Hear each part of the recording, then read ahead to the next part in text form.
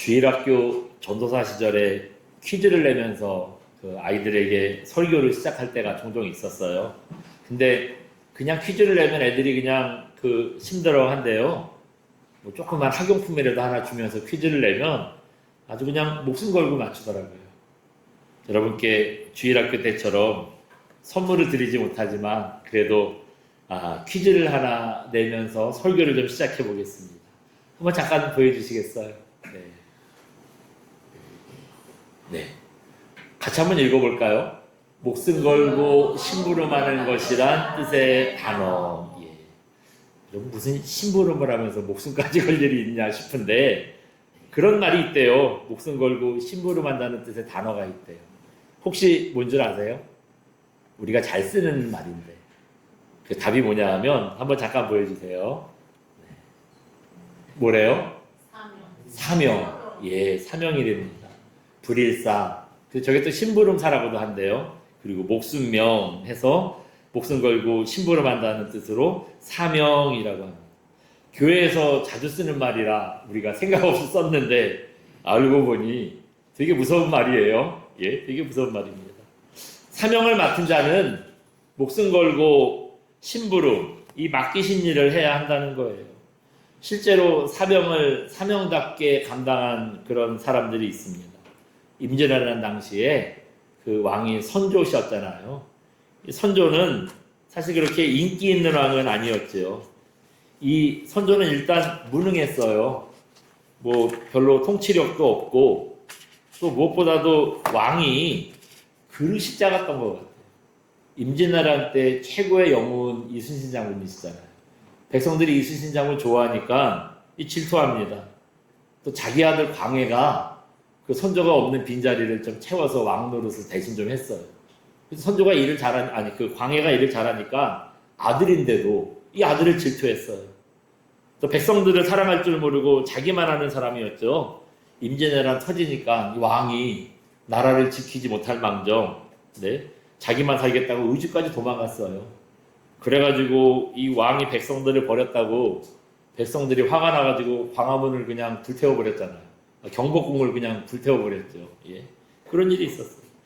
그 왜군들도 들어와가지고요. 왕이 없으니까 되게 황당해했대요. 역사의 기록에 보면 보통 그렇게 전쟁이 나면 끝까지 왕이 자리를 지키는 건데 나가서 싸우든지 싸우지 못하면 자리를 지키는 건데 백성들보다 제일 먼저 도망갔으니까 얼마나 황당해요. 그 왜군들이 황당해할 정도였다는 거예요. 뭐 그래도 어떡합니까? 당시에는 시원찮아도 왕이 국가라고 하고 신하들은 이 왕을 지킬 사명이 있었잖아요. 선조가 의주로 피랑 가는데 신하들이 끝까지 왕을 지키는 그런 분들이 있었습니다. 누가 특별히 또 그렇게 왕을 잘 지켰냐 하면 이항복, 이덕형 이분들이 그랬다 그래요. 이항복, 이덕형은 뭐 우리가 잘 아는 분들이죠. 이 이항복, 이덕형이 누구냐 하면 바로 오성과 한음입니다. 여러분 오성과 한음 잘 아시죠? 세상에 그런 말썽꾸러기들이 있을까 싶을 정도로 네, 정말 그 유명한 말썽꾸러기였는데 이분들이 커서요 나라의 충신이 돼요. 충신이 됩니다. 오성 이항복은 선조가 의주로 피하는 날 이 나라도 하늘도 우리나라의 그 어려움을 알았는지 피하는 날이요 앞이 안 보일 정도로 폭우가 내렸대요. 네? 그런데 그 비를 쫄딱 맞고 도망을 가는 거예요. 그렇게 어려운 자리인데 직접 이 이항복이 횃불을 들고 왕의 말고삐를 잡고 절벽을 막 그냥 그렇게 앞서서 인도했다는 거예요. 또 왜군들이 코앞까지 왔을 때에도 끝까지 목숨 걸고 왕을 지키는 이런 사명을 다했다 그럽니다. 나중에 이제 한숨 돌리고 나서 이항복이요 명나라에 가요. 명나라에 가서 끈질기게 명을 설득해요. 우리나라에서 전쟁이 일어나야 당신들이 안전하다. 예? 왜군들이 우리 치고 온 다음에 그 다음에 명나라 안 치겠냐. 당신의 나라가 전쟁터가 되는 것보다는 우리나라에서 전쟁을 하는 게 낫다고. 끝까지 명이 듣고 보니까 맞는 말이잖아요. 그래가지고 우리나라에 지원군을 보내줘요. 이게 이항복 덕분이었다는 거예요. 명나라가 오고 나서 이 임진왜란의 전세가 바뀌기 시작했다는 거예요. 또 한음 이덕형도 목숨 걸고 선조를 지키는 사명을 다합니다. 왜군들이 대동강까지, 이 평양의 대동강까지 올라왔을 때 혼자 나가서요, 이 왜군들이랑 협상을 하러 갔대요. 그때 이게 분위기가 상당했대요. 이덕형의 목에 그 왜군들이 막 칼을 들이대고 뭐 말도 안 한대고 막 죽인다 할 정도로 분위기가 살벌했는데, 그런데도 굴하지 않고 당당하게 조선에서 물러가라고 이걸 요구하고요. 이 협상을 하는 동안 선조가 피할 시간을 벌어줬다 그래요. 참 부끄러운 얘기인데, 뭐 이런 협상 덕분에 선조가 또 다시 도망갈 수 있는 시간을 벌었다고 하는 겁니다. 이런 게 바로 목숨 걸고 사명을 다하는 사명자의 모습이 아닐까 생각이 됩니다. 근데 오늘 본문에 나오는 모세는 가만 보니 사명을 잘 감당하고 있을까요? 사명을 잘 감당하지 못하고 있을까요? 네, 어떨 것 같으세요? 잘 감당하지 못해요. 네, 오늘 보니까 사명을 잘 감당하지 못하고 있어요. 모세도 사람이다 보니 하나님께 받은 사명을 충분히 잘 감당하지 못할 때가 있었는데, 그게 바로 오늘 본문이었던 겁니다. 한번 잠깐 보여주시겠어요? 네.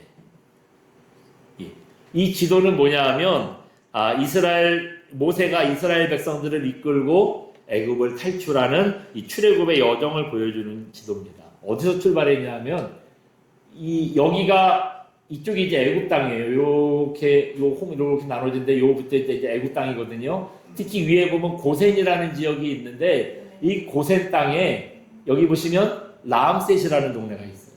이스라엘 백성들이 여기서 이제 노예 생활을 하고 있었고요. 저 라암셋이 탈출을 시작하는 출발점이 됩니다. 그리고 이제 쫓아오는 애국 군대를 이렇게 라암셋에서 이렇게 도망을 가는 거예요. 도망을 가는데 이 애국 군대가 나중에 쫓아오잖아요. 그때 제일 먼저 그 경험한 기적이 뭐죠? 홍해가 갈라지는 기적이 일어나요. 그래서 학자들이 그 홍해가 갈라진 데가 어딜까 이렇게 생각해 보는데, 추정이에요. 정확한 역사의 자리는 아니에요. 여기 아니면 여기일 거다. 이 두 군데 중에 하나일 거다라고 이제 여러 가지 근거를 통해서 추정을 하는 거예요. 그래서 이제 홍해를 건너옵니다. 그리고 한 3개월 걸려서 이렇게 내려와요. 그래서 어디 왔냐 하면 여기 시내산이라고 산이 있어요. 여기로 내려옵니다. 이 시내산에서 이제 십계명이랑 모세 그 율법을 하나님께 받지요. 그리고 여기서 한 1년 정도 머물러요. 머무르면서 성막도 만들고 뭐 율법도 뭐 다 정비를 하고, 자기들도 이제 뭐 정신도 좀 추스리고, 워낙에 여기서부터 이제 도망 나올 때 막 급작스럽게 도망 나왔잖아요. 그리고 하룻밤 사이에 갑자기 막 짐을 싸서 이 막 떡이 그 부풀지도 않게 무교병이라 그러죠. 그 누룩이 부풀지 않은 상태에서 빨리 하나 먹고 그냥 얼른 도망간 거예요. 그렇게 정신없이 도망을 가서 이 시내산에서 한 1년 정도 이제 그 정신을 추스립니다. 그리고 이제 여러 가지 일들을 한 다음에 이제 출발하라고 하나님께서 말씀하세요. 어디까지 출발했냐 하면 여기 가데스 바네아라는 곳을 갑니다. 이 가데스 바네아라는 곳을 가는데, 이 부지런히 가서요, 여기서부터 여기까지 3개월 걸려서 왔는데, 여기서부터 여기까지 10하루 만에 갔대요. 진짜 열심히 갔죠.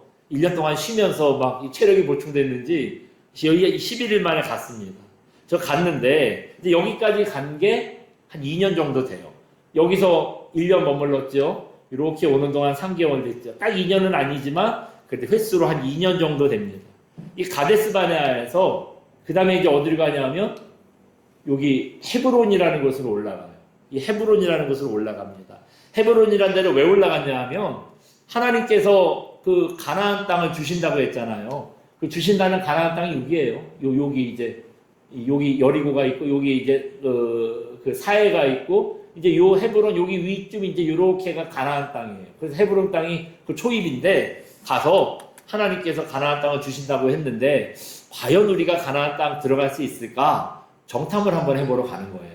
12명이 정탐건물에 정탐을 하러 갑니다.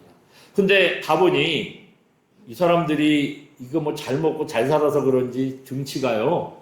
대부분 자기네들은 거기에 비하면 너무 이 메뚜기 같은 거예요. 그래가지고 안 되겠다. 이거 자기네가 정복할 수 있는 견적이 아니다. 생각을 하고 낙심하고 돌아옵니다.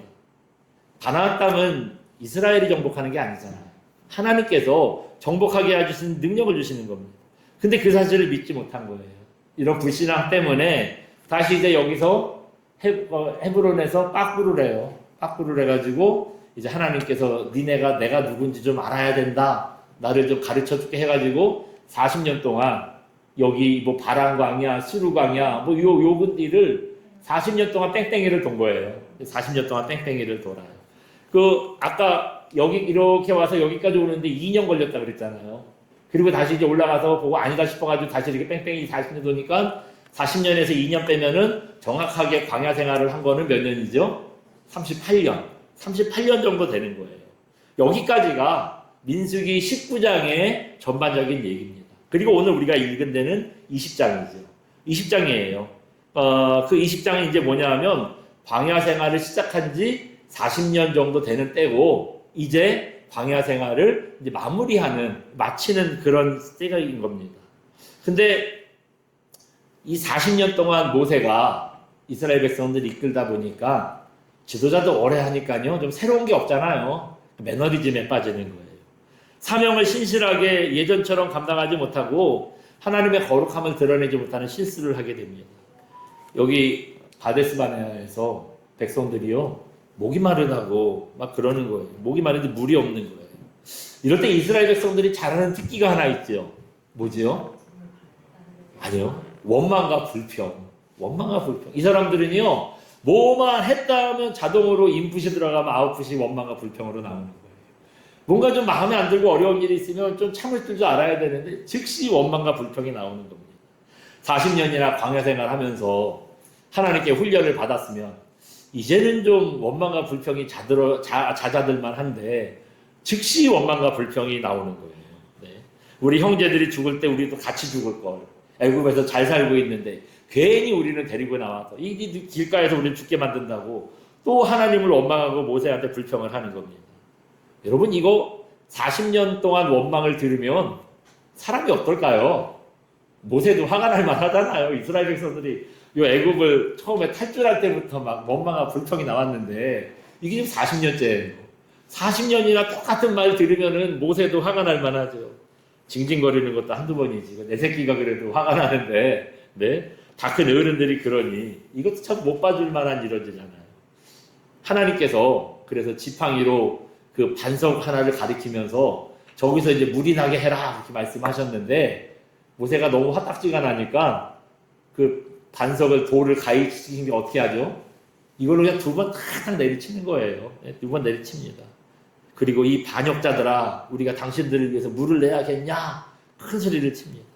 우리도 화나고 답답하면 그럴 때 있잖아요. 너무 말이 악상하면 내 말은 하면서 막 그냥 그렇게 책상도 좀 두드려보고 막 그렇게 얘기하잖아요. 마치 그랬다는 거예요. 그랬더니 모세가 화를 낸 건데 또 역사는 일어나요. 그 두들긴 바위에서 샘이 솟았대요. 그래 사람들도 물을 먹고 또 가축들도 물을 먹이고 뭐 이런 기적이 일어났다 하는 겁니다. 이게 오늘 본문의 내용이에요. 여러분 이런 오늘 본문을 통해서 우리가 생각해보고 싶은 점이 있습니다. 한번 잠깐 보여주시겠어요? 네. 같이 읽어봅니다. 신부는꾼이 주인이 되려고 해서는 안 됩니다. 네. 여러분 뭐래요? 신부는꾼. 네. 표현을 그렇게 했습니다만 사명을 받은 사람이죠. 사명자는 주인이 되려고 해서는 안 된다는 거예요. 예. 백성들이 원망하는 건 그렇다 쳐도 여러분 모세는 어떤 사람입니까? 하나님을 직접 대면한 사람이에요. 거의 유일하죠. 하나님을 직접 대면한 그러니까 하나님의 영광을 보고 하나님을 깨닫고 이런 사람 하나님의 사자를 본 선지자들은 많았지만 하나님을 직접 대면한 사람은 없었어요. 하나님을 직접 대면했을 때 얼마나 그 은혜가 컸는지 하나님의 영광이 모세의 얼굴에 배겼다 그랬잖아요. 그래가지고 한 달 동안 사람들이 눈이 부셔가지고 모세를 쳐다볼 수가 없어가지고 사람들 만나려고 하면은 수건으로 얼굴을 가리고 갈 정도로. 그러니까 이런 일은 다른 선지자들은 경험해 본 적이 없어요. 왜냐면 하나님이 직접 대면하지 않았으니까. 살아계신 하나님을 직접 대면한 사람은 모세밖에 없어요. 제가 정확하다고 얘기할 수는 없지만 모세가 거의 유일해요. 뭐 성경에 기록이 안 됐거나 아니면 또 그렇게 표현이 안 되는 것도 있을 수 있지만 어쨌든 하나님을 직접 대면했다고 하는 사람은 모세가 유일해요. 그런 사람이에요. 또 그것만 있었나요? 하나님의 특별한 은혜를 얼마나 많이 받은 사람입니까? 그러면 하나님의 일을 할 때 좀 거룩하고 온유하게 해야 되잖아요.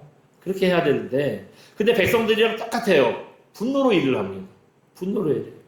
여러분 모세가 사명을 감당하다가 이제 한 40년쯤 말년쯤 되니까 그런 실수를 저지른 거예요. 모세가 이런 잘못에 대해서 하나님께서 뭐라고 하셨을까요? 우리 12절 한번 읽어봅니다. 12절 봅니다. 시작. 여호와께서 모세와 아론에게 이르시되 너희가 나를 믿지 아니하고 이스라엘 자손의 목전에서 내 거룩함을 나타내지 아니한 고로 너희는 이 회중을 그들에게 준 땅으로 인도하여 드리지 못하리라 하시니라. 아멘. 하나님께서 책망하셨어요. 또 화냈다고 그 화내면서 하는 거 안 돼 그러면서 책망하셨어요. 뭐라고 책망하셨죠? 하나님을 믿지 않았다 그랬어요. 또 한 가지는 뭐라 그랬냐면 하나님의 거룩함을 나타내지 않았다 그랬어요. 마지막으로 한 게 참 큰일이에요. 뭐냐면 더 이상 백성들을 이끌고 가나안 땅에 들어가지 못할 거래요. 여러분, 모세는 이스라엘 백성들 가나안 땅에 이끌겠다고 40년이나 애썼잖아요. 그렇게 40년을 힘을 쓰고 다녔잖아요. 근데 가나안 땅을 코앞에 두고 이제 와서 가나안 땅에 너 못 들어간다는 거예요. 참 한 번 화낸 거 치고는 너무 가혹한 거 아닌가요? 화 한 번 냈다고 이렇게까지 가혹하게 하나님께서 하실 수 있을까요? 근데 여러분, 이거는요 단지 화를 냈기 때문에 그런 건 아니에요. 하나님께서 화 한 번 냈다고 그렇게 가혹하게 하셨겠어요? 여기에 하나님의 숨은 의미가 있어요. 여러분, 백성들을 이끄는 거, 기적을 일으키는 거, 뭐 잘했는지 못했는지 옳고 그름을 판단하는 거, 이건 누가 하실 일이죠? 네, 이거 하나님께서 하실 일이에요. 하나님께서 하시는 건데 모세는 그냥 하나님께서 시키시는 일을 전달하는 심부름꾼이었다는 겁니다. 좋은 말로는 사명자고 그냥 우리의 표현대로 하면 심부름꾼이었던 거예요. 근데 너무 오랫동안 이 일을 하다 보니까 한 40년 동안 이 일을 하다 보니까 하나님이 아니라 내가 한다고 착각을 했던 거죠. 원래 심부름 오래 하다 보면 어때요? 여러분, 내가 종놈인지 주인인지 헷갈리는 거야. 가가지고 그냥 뭐 이것만 전달해주는 사람이 줄까 말까, 똑바로 해, 막 이런 말까지 해요. 처음에는 반듯하게 가서 그냥 이거 전달해만 주다가 이거 40년쯤 하면은요 이 어깨에 힘주고 뒷짐지고 들어가서 이제 한 손으로 주는 거예요. 지가 주인 노릇하는 거예요. 이렇게 착각을 하게 되는 거죠. 모세가 딱 그랬다는 거예요. 자기 생각으로, 여러분 그런 생각으로 가나안 땅에 만약에 모세가 들어갔다면 어떻게 됐을까요? 정확하진 않지만 그냥 제 생각에 10중 8구는 북스 백성들이다 이제 당신 왕하라고 뭐 아무래도 추대를 했겠죠. 그럼 모세도 여태까지 그냥 왕이나 마찬가지로 했으니까 못 이기는 척하고 여러분이 원한다면 제가 왕으로 이렇게 되겠지요. 아니면 혹시 뭐 아주 그건 악한 일인데 스스로 살아있는 신이 되려고 하지 않았을까요?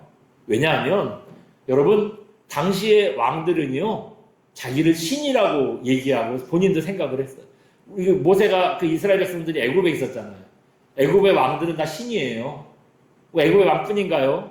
로마 제국의 황제들도 자기들은 신이라 그러잖아요.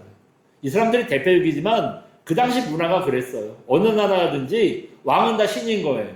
그러니 모세가 가나안에 들어가서 사람들의 추대를 못 이기는 척하고 왕이 되면 그 다음에 자기가 신처럼 굴겠지요. 하나님의 자리를 넘보게 되는 거 아니겠어요?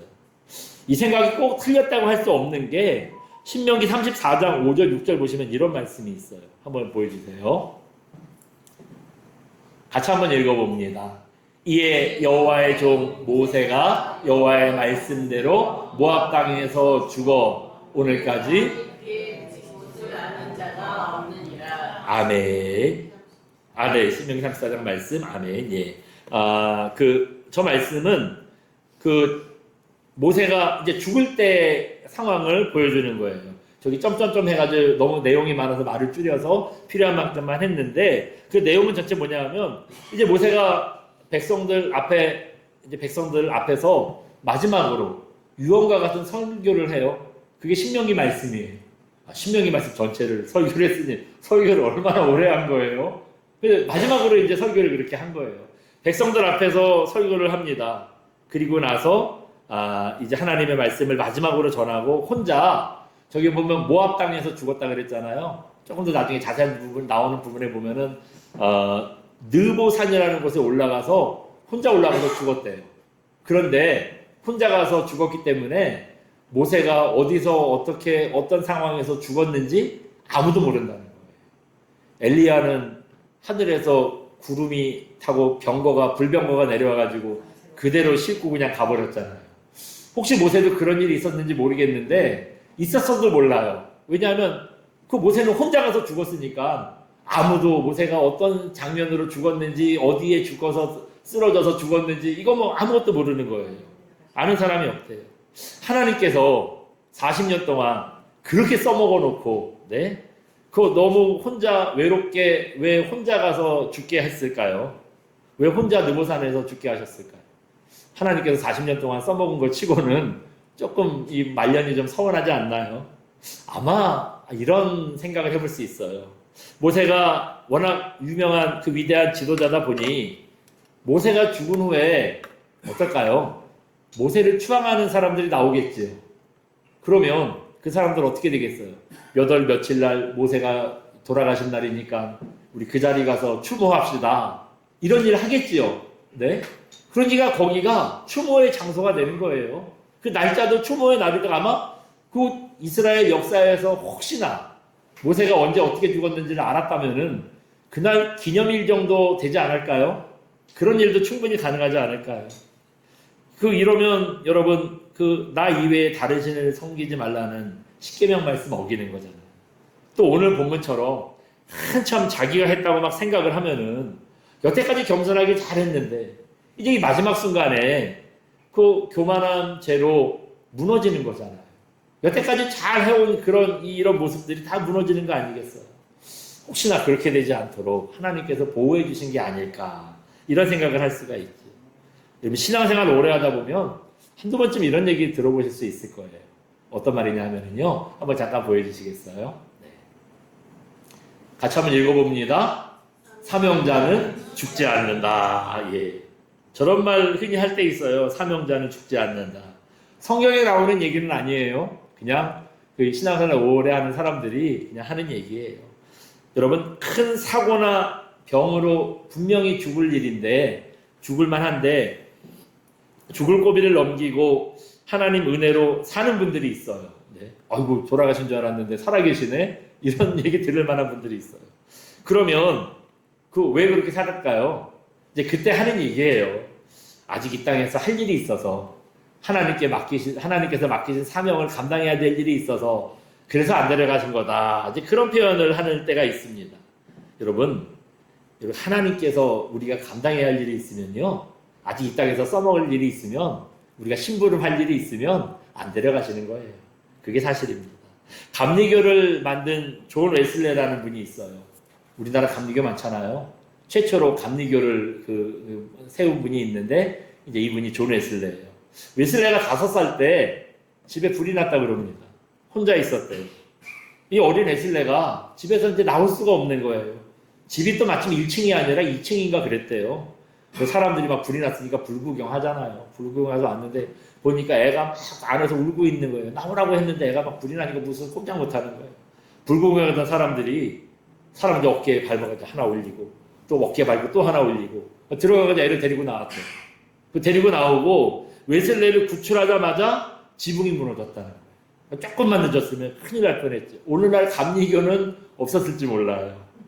당시에 너무 어려서 그냥 그런 일이 있었던 걸 하고 이제 본인도 알고 해서 그냥 그렇게까지 생각은 못 했는데 나중에 커서 생각해 보니 이게 진짜 하나님의 은혜였구나.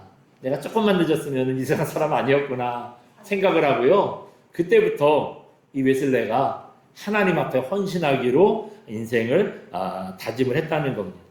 여러분 또 있어요. 여러분 배우 양택조 씨 아시죠? 네, 양택조 씨 아시잖아요. 이분이 술, 담배가 보통이 아니었대요.